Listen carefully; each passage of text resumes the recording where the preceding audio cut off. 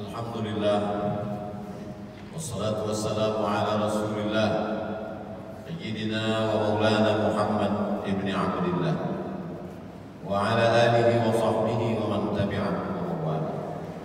Ashhadu an la ilaha illallah wahdahu la sharika lah wa ashhadu anna sayyidina Muhammadan abduhu wa rasuluhu la nabiyya ba'dahu. Allahumma salli ala sayyidina Muhammadin an-nabiyil ummi wa ala alihi wa sahbihi wa barik wa sallim. Qala Allah ta'ala fil Qur'anil 'azim wa huwa asdaqul qailin. A'udzu billahi minasy syaithanir rajim. Ya ayyuhalladzina amanu taqullaha haqqa tuqatih wa la tamutunna illa wa antum muslimun. Wa qala ta'ala fi ayatin ukhra. يا أيها الذين آمنوا اتقوا الله وقولوا قولا سديدا يصلح لكم أعمالكم ويغفر لكم ذنوبكم ومن يطع الله ورسوله فقد فاز فوزا عظيما. عباد الله، أوصيكم ونفسي بتقوى الله وطاعته فقد فاز المتقون. Hadirin jamaah Jumat yang dimuliakan Allah Subhanahu wa taala. Seekor semut melihat setetes madu jatuh ke dahan kayu yang lama. Dia mencium aromanya dari jauh. Kemudian dia mulai mendekat. Dia tahu ini harum semerbak.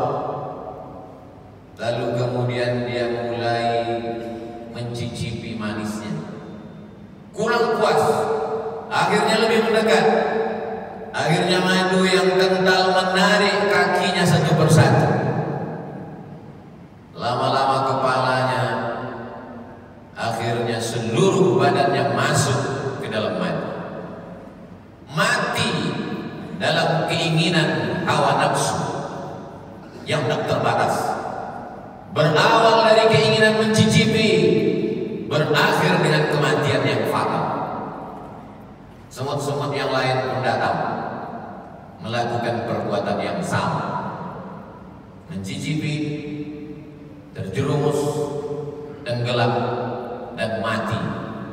Akhirnya puluhan semut mati dalam setetes madu. Kalau mati dalam setetes racun biasa, tapi mati dalam setetes madu merupakan tragedi yang luar biasa. Manusia diharapkan tidak seperti itu, maka dikatakan afala ta'qilun. Mengapa kamu tidak berakal? Afala tatafakkarun. Mengapa kamu tidak berpikir? Afala tatadzakkarun. Mengapa kamu tidak ingat?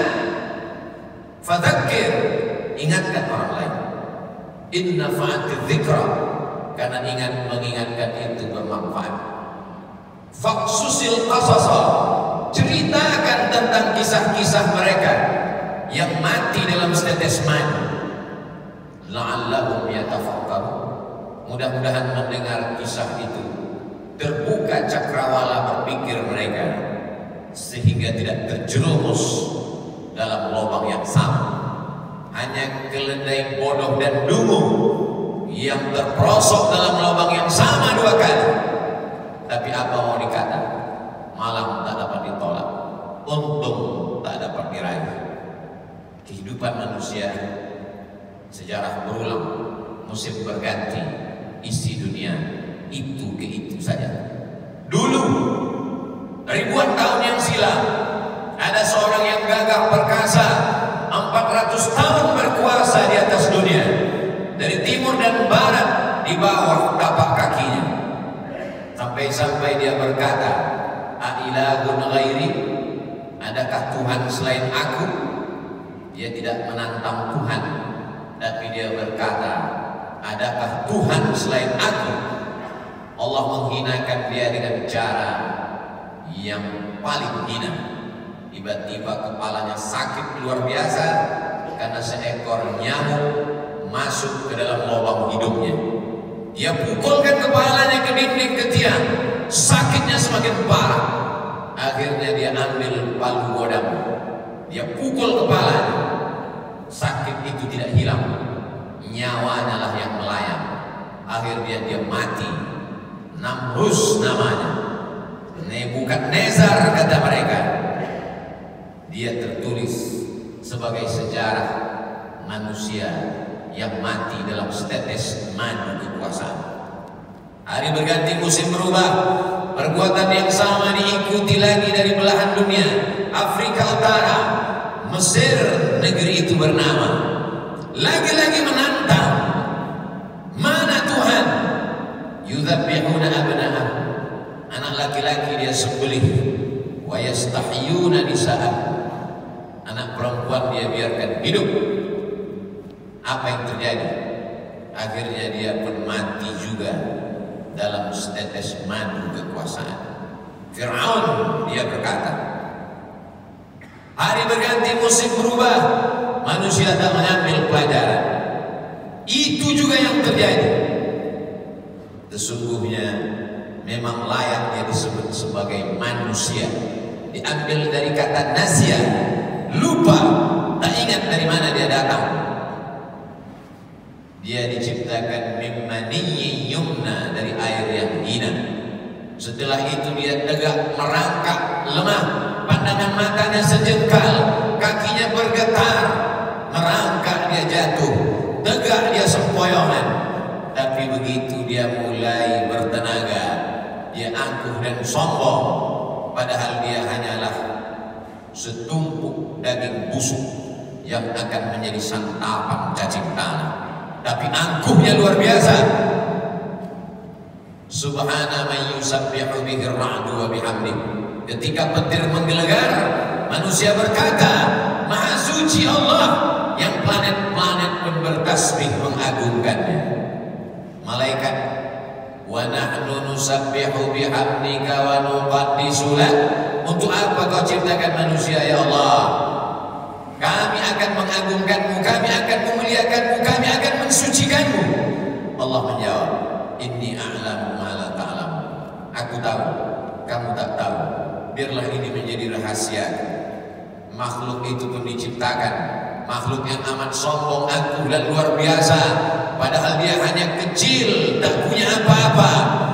Dia tegak berdiri, padahal terdiri dari tulang belulang, daging, lemak, sumsum, kuku, bulu, otak. Jantungnya berdetak karena kudrat dan iradat Allah. Nafasnya berhembus karena pinjaman paru-paru dari Allah. Dia bisa tegak berdiri karena otaknya stabil. Sedikit saja demam panas, dia langsung terbaring kaku. Tapi memang manusia angkuh dan sombong. Akhirnya dia berjalan menantang Allah Subhanahu wa ta'ala.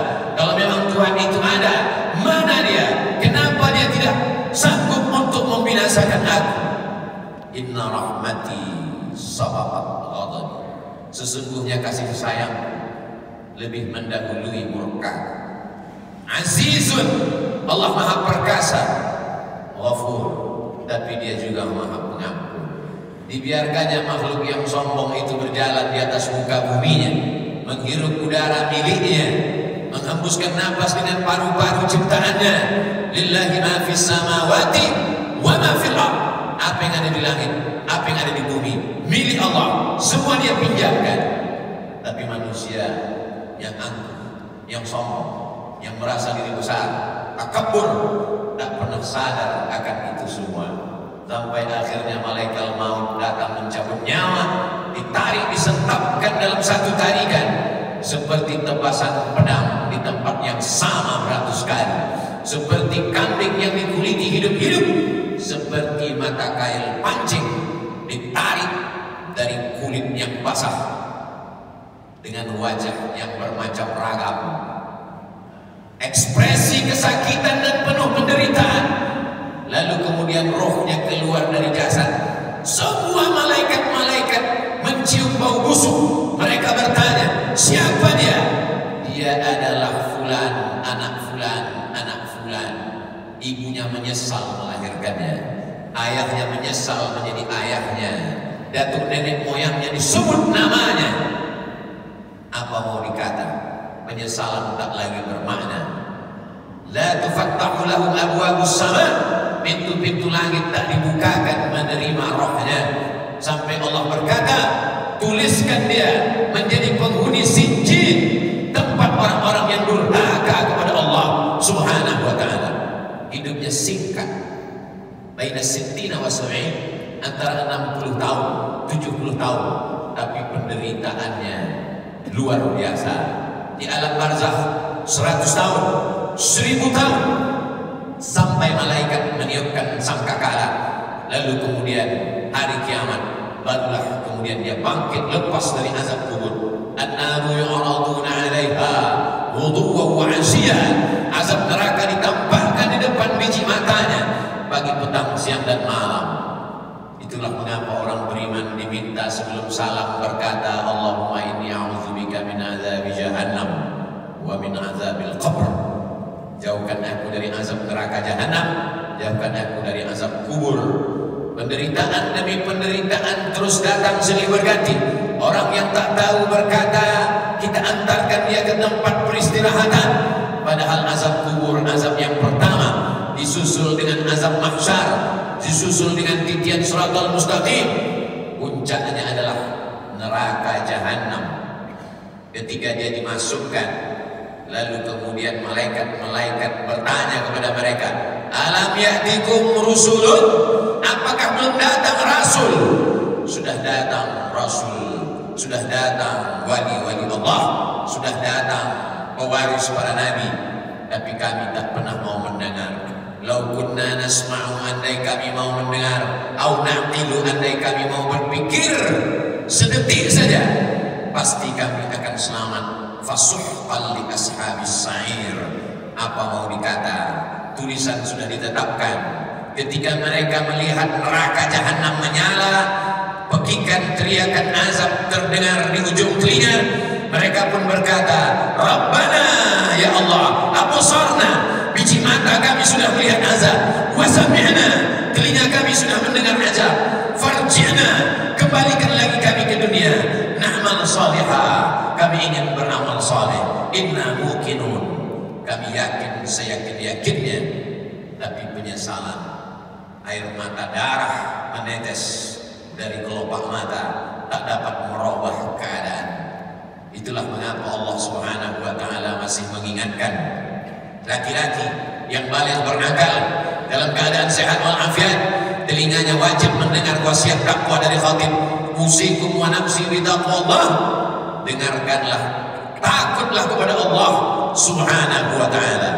Andai kaki pernah melangkah ke masjid, andai tangan pernah mengusap kepala anak yatim, andai akal pikiran pernah berpikir bagaimana menolong rumah Allah, bagaimana menolong agama Allah, bagaimana menolong yatim, fakir, miskin, du'afa, hamba Allah yang teraniaya, andai mata pernah menetes di tengah malam, ainani, dua biji mata, la yamassuhumun nar, yang tidak terkena jilatan api neraka, ainun bakat min khasyatillah, andai pernah terbangun di tengah malam lalu berkata, Rabbana zalamna anfusana wa illam taghfir lana wa tarhamna lanakunanna minal khasirin. Andai lidah pernah berkata subhanallah wa bihamdihi subhanallahil azim. Andai lidah pernah berkata Allahumma shalli ala sayyidina Muhammad wa ala ali sayyidina Muhammad. Andai lidah pernah berkata afdhalu dzikri fa'lam annahu la ilaha illallah. Andai lidah pernah dipakai untuk mendengarkan tausiah, khutbah, nasihat, wa tawasau bil haq, wa tawasau bil haq. Andai tenggorokan pernah dipakai untuk menyuarakan amar ma'ruf nahi munkar. Andai jabatan yang dititipkan di ujung jari telunjuk pernah dipakai untuk menolong agama Allah, tentulah hari itu dia akan menolong.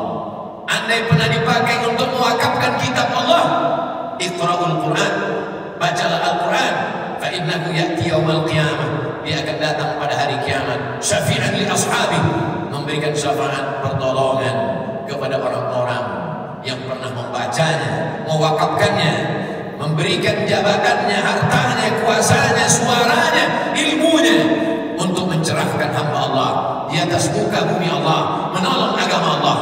Tapi tak satu pun dari anggota tubuh itu dapat menolong. Maka dikatakan dalam doa Nabi, "Matti'na bi asma'ina wa absarina wa quwwatina." Jadikan pendengaran kami, pandangan mata kami, tenaga yang kau titipkan pada tubuh kami menjadi nikmat. Jangan jadikan dia sebagai azab ya Allah. Sakit bukan azab. Karena sakit boleh jadi menghapuskan segala silap salah dan dosa.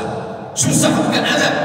Boleh jadi kesusahan membuat orang taubat, kembali ke pangkal jalan, mengenal Allah Subhanahu wa ta'ala. Azab adalah ketika badan sehat tapi tidak ingat untuk beribadah. Azab adalah ketika harta banyak tapi tak pernah terpikir untuk menolong agama Allah. Azab adalah ketika kekuasaan ada di ujung tangan tapi tak pernah dipakai untuk menegakkan agama Allah. Itulah azab di atas azab, karena dia akan ditanya di soal, la tus'alunna yawma idzin 'anil na'im faman ya'mal mithqala dzarratin khairan yarah.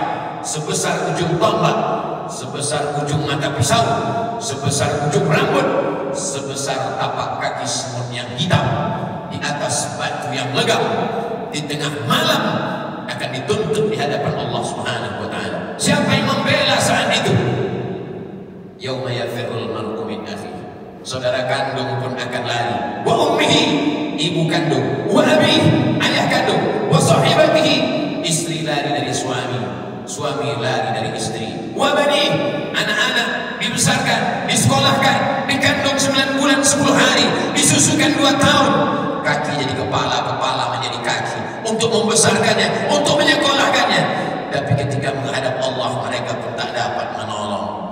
Yang hanya bisa menolong adalah ayyukum ahsan amala. Hanya amal-amal soleh yang bisa menolong di hadapan Allah. Yauma, pada hari itu, la yanfa'u malun, harta tak berguna, wala banun, anak tak bermanfaat, illa man atallah, kecuali orang yang datang menghadap Allah biqalbin salim, dengan hati yang bersih, bersih dari hasad, bersih dari dendam kesumat, bersih dari sifat ujub, bersih dari angkuh, bersih dari merasa lebih hebat, lebih tinggi, lebih mulia, lebih berkuasa, lebih berharta. Semuanya dia tundukkan di hadapan Allah. La yadkhulul jannah, tak masuk surga. Man kana fi qalbihi, siapa yang dalam hatinya mithqala habatin min khardalin min kibrin, ada angkuh walaupun sebesar ujung rambut, tetap akan diminta pertanggungjawaban di hadapan Allah Subhanahu wa ta'ala.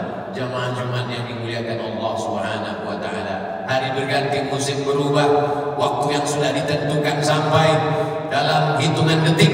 Idza jaa ajaluhum, kalau ajal sudah sampai, la yastakhiruna sa'atan, tak dapat ditunda walau sesaat, wala yastaqdimun. Mata yang terang benderang mulai melihat ruh keluar, terbuka kelopak biji mata, ternganga mulut, ruh pun dicabut. Akhirnya semua hanya sekedar menjadi mimpi dan kenangan semata. Mimpi menjadi orang kaya, mimpi menjadi penguasa, mimpi menjadi orang yang disanjung dan dimuliakan. Pada akhirnya tetap juga akan menghadap Allah Subhanahu wa ta'ala. Semua akan mengiring, semua akan bersedih, semua akan menangis. Yatsba'ul mayyita thalatha, yang mengiringi ke liang lahat ada 3. Maluhu, hartanya, kendaraan yang dia beli dengan tetes peluh keringat dan air mata. Harta benda ikut mengiring sampai ke tempat parkir aman pemakaman umum. Sahabat, kerabat, andai tolan, anak menantu, kawan sejawat ikut mengiring, menangis mereka sejenak. Setelah itu mereka pun akan pulang ke rumah. Yang ingat, kalau pernah anak disekolahkan ke pondok pesantren menghafal Quran, di tengah malam dia terjaga, dia sholat tahajud, dipandangnya gambar wajah ayahnya di tepi dinding, gambar mulai lusuh. Di saat itu dia pun mengangkat tangan dan berkata, Rabbil firli wali walidayya warhamhuma kama rabbayani shaghira. Menetes air mata di ujung kelopak jatuh ke bibirnya. Sayup-sayup dia berkata, Allahumma ja'al qabrahu rawdatan min riyadil jinan. Jadikanlah kubur ayahku salah satu dari taman-taman surga, ya Allah. La taj'al qabrahu hufratan min hufarin niran. Jangan jadikan kubur ibuku salah satu dari lubang neraka ya Allah. Tapi apa mau dikata, dia tak pernah diajar agama, dia tak tahu bagaimana cara mendoakan orang tua, dia tak tahu bersedekah, dia tak tahu sholat malam. Yang dia tahu kalau sayang adalah hadiah, kalau sayang jalan-jalan, kalau sayang kendaraan, kalau sayang gadget. Kalau tidak ada hadiah tidak sayang. Sayang kita membinasakan mereka, sayang kita menjerumuskan mereka. Mestinya kita berkata, Rabbi habli minas salihin. Silakan hidup dengan cara apapun. Isma sita fa innaka mayyit. Tapi ingat, pada akhirnya kau akan mati. Kau akan digiring ke liang lahat. Kau akan dibalut dengan kain kafan. Kau akan ditinggalkan. Hidupmu akan menempel dengan dinding liang kubur yang tidak bersemen apalagi berkeramik. Kau akan ditimbun. Kuburmu akan diinjak, dipadatkan. Mereka semua akan pulang ke rumah. Rumah yang kau bangun bagaikan istana, kendaraan yang mahal, keluarga. Mereka semua akan berebut harta warisan. Datang sendiri, kembali pun sendiri menghadap Allah Subhanahu wa taala. Barakallahu li wa lakum fil Qur'anil azim. Wa nafa'ani wa iyyakum bima fihi minal ayati wadh-dhikril hakim. Wa taqabbala minni wa minkum tilawatahu. Innahu huwal ghafurur rahim. Allahumma salli ala sayyidina Muhammad wa ala ali sayyidina Muhammad.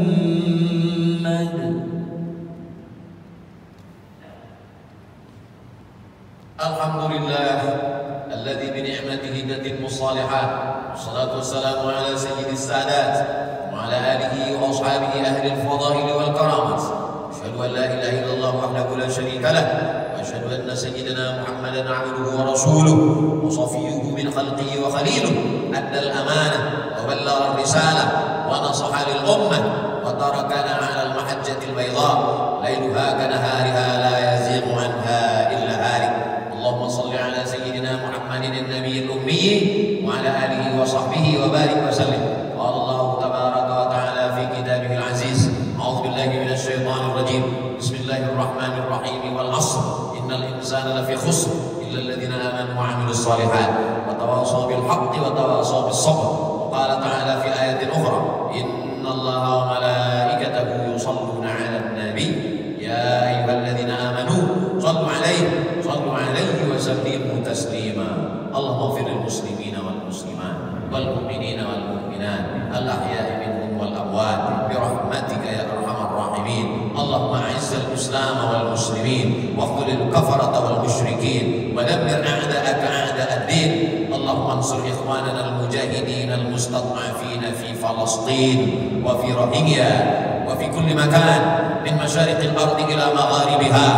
اللهم ادفع عنا الغلاء والوباء والفحشاء والربا والزنا والمنكر ما ظهر منها وما بطن من بلدنا هذا إندونيسيا خاصة ومن بلدان المسلمين عامة. عباد الله، أوصيكم ونفسي بتقوى الله وطاعته وقد فاز المتقون. إن الله يأمر بالعدل والإحسان وإيتاء ذي القربى وينهى عن الفحشاء والمنكر والبغي يعظكم لعلكم تذكرون. واذكروا الله العظيم يذكركم واسألوه من فضله يعطكم ولذكر الله أكبر